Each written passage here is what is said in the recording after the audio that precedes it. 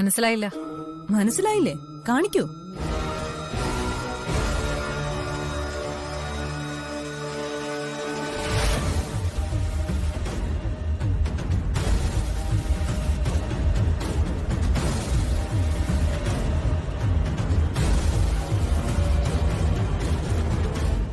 വക്കീല് നിയമമാണോ അതോ കൈനോട്ടമാണോ പഠിച്ചത്?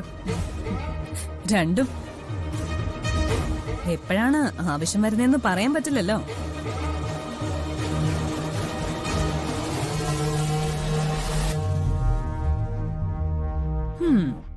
ഭാഗ്യരേഖയിൽ മങ്ങൽ. കൈവന്ന ഭാഗ്യങ്ങളെല്ലാം നഷ്ടപ്പെടാൻ സമയമായി.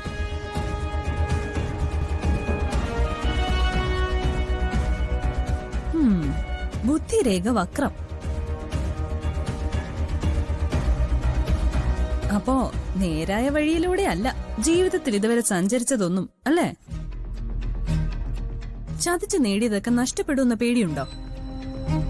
ഞാൻ ആരെയും ചതിച്ചൊന്നും നേടിയിട്ടില്ല. വക്കീലിന് ഹസ്തരേഖയും വശമുണ്ടെന്ന് തോന്നുന്നല്ലോ. Yes your honour. ഹസ്തരേഖ നോക്കി ഒരാളുടെ സ്വഭാവവും ഭാഗ്യനിർഭാഗ്യങ്ങളും പറയാൻ പറ്റും. പക്ഷെ അത് ശാസ്ത്രീയമായ തെളിവല്ലല്ലോ. കോടതിക്ക് അത് അക്സെപ്റ്റ് ചെയ്യാൻ പറ്റില്ല. അറിയാം യുവർ ഓണർ. ഞാൻ വെറുതെ ഇവരുടെ സ്വഭാവത്തെക്കുറിച്ചൊന്ന് പഠിക്കുമായിരുന്നു. ഈ സ്ത്രീ ഒരിക്കലും നേരെ സഞ്ചരിക്കുന്നവരല്ല.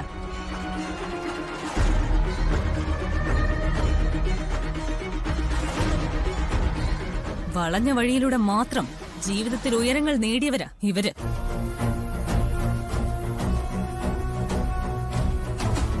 Objection your honour.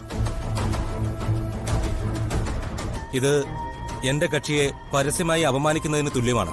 ഒരിക്കലും അല്ല യുവർ ഓണർ. പ്രതിഭാഗത്തിന്റെ മാനസികാവസ്ഥയെക്കുറിച്ച് സൂചിപ്പിക്കാൻ ഞാൻ ഹസ്തരേഖ ഉപയോഗിച്ചൊന്നു മാത്രമേ ഉള്ളൂ. എന്താണ് വാദിഭാഗത്തിന് ക്ലാരിഫൈ ചെയ്യാനുള്ളത്? പ്രതിഭാഗം കോടതിയിൽ സമർപ്പിച്ചിട്ടുള്ള പുതിയ തെളിവുകളെക്കുറിച്ചാണ് എനിക്ക് ഇവരോട് ചോദിക്കാനുള്ളത്. Yes, proceed.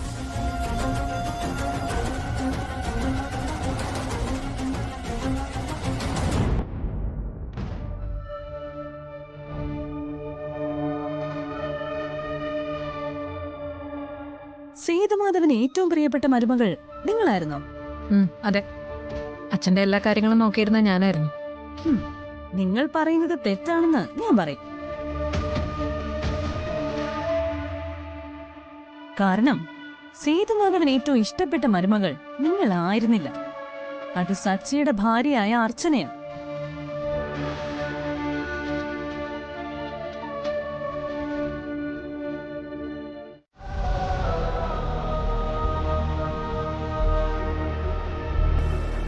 അത് തെളിയിക്കുന്ന രേഖകൾ ഞാൻ ഈ കോടതിയിൽ സമർപ്പിക്കുന്നു.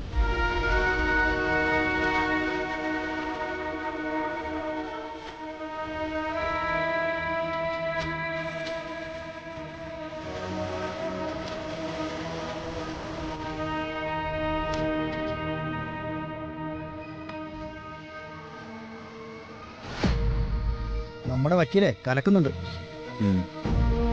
അവന്തിക കൊണ്ടുവന്ന തെളിവുകളെല്ലാം ആരതി വക്കീല് പൊളിച്ചടുക്കും.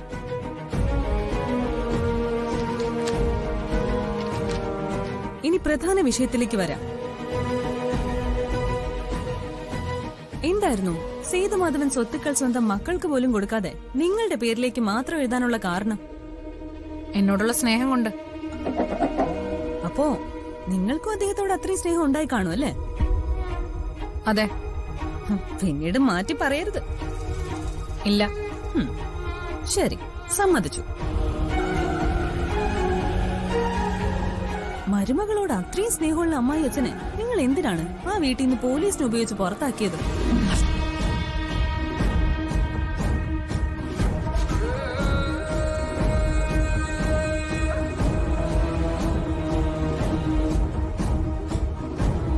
പറയൂ, എന്തിനായിരുന്നു അത്? അത് മറുപടി ഇല്ല, അല്ലേ?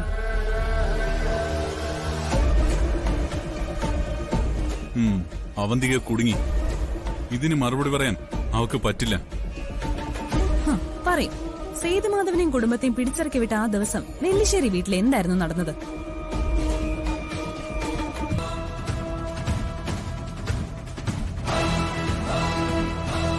പോലീസ് റിപ്പോർട്ടും മൊഴികളും എന്റെ കയ്യിലുണ്ട്.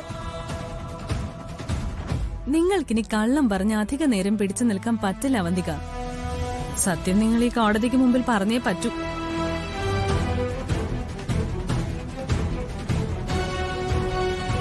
നിങ്ങൾ പറയാത്ത സ്ഥിതിക്ക് അതും ഞാൻ തന്നെ കോടതിക്ക് മുമ്പിൽ പറയാം.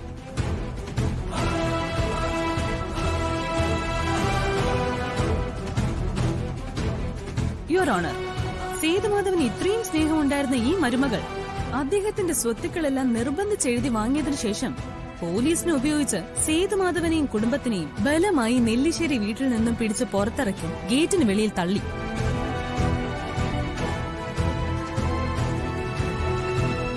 ആ ദുഃഖഭാരത്താൽ ഗേറ്റിന് വെളിയിൽ റോഡിൽ നിൽക്കുമ്പോ സേതുമാധവന് ഹാർട്ട് അറ്റാക്ക് വന്നു.